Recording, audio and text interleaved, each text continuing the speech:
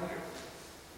I come today to share a moment of my personal reflections on history of my musical career. In 1857, my business career was abysmal. My store, through a series of financial miscalculations, was going under in Meridosha. To distract myself from that issue, I became involved in local politics, particularly the rise of the newly founded Republican Party. And actually, a young Illinois graduate, Richard Yates, introduced me to one of his peers, Abraham Lincoln. Lincoln and I would commiserate at night on the weighty issues facing our country and our state. It was with honor during the debates with Douglas, particularly the Quincy debate, that my family hosted Abraham Lincoln in our store and in the family home in Meridosha. Well, 1860 arrives, no surprise from the little man. Lincoln is a candidate for president, but he's suffering from national recognition among many candidates, including Douglas. I came up with the idea to write ditties, or short little musical pieces that would attract attention. These pieces were performed by the Lincoln Rangers, a group of people dressed in frontier clothes and dressed glittering, that would ride in town, firing their muskets, drawing attention to get the populace to come to the park to hear a stump, as he well can do. One of my favorite ditties,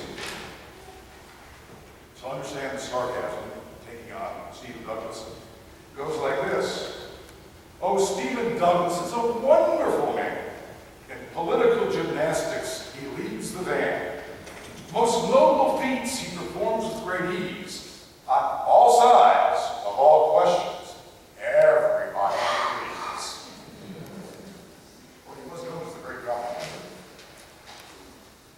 Well, luckily, it must have been success, as 1860 provides a good fortune as Yates is elected governor, and of course Abraham Lincoln is elected president. And in some fashion, they recognized perhaps my efforts and appointed me as an officer in the Union Army, which subsequently led to my raid, the Vicksburg campaign. I was told the maneuvers to do, the tactics to use, hit-and-run tactics. I preferred to use something that I would think of as more like musical counterpoint. Military maneuvers seemed cumbersome. They were ponderous to execute, not very effective, resulting in a great loss of life.